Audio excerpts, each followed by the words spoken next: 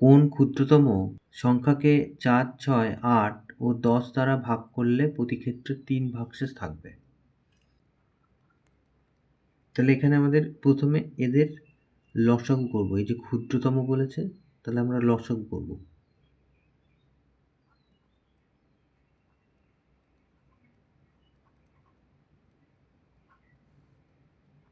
2 দুগুণে 4, 3 দুগুণে 6, 4 দুগুণে 8, 5 দুগুণে 10।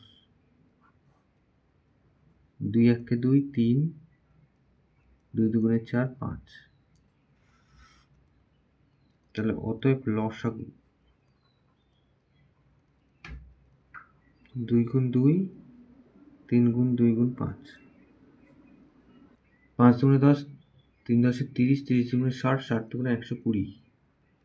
তাহলে বলেছে 3 ভাগশেষ থাকবে প্রতি ক্ষেত্রে, তাহলে এর সাথে 3 যোগ করলেই আমাদের উত্তর। অতএব নির্ণেয়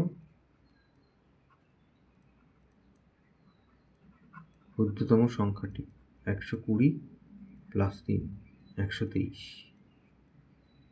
এটা উত্তর।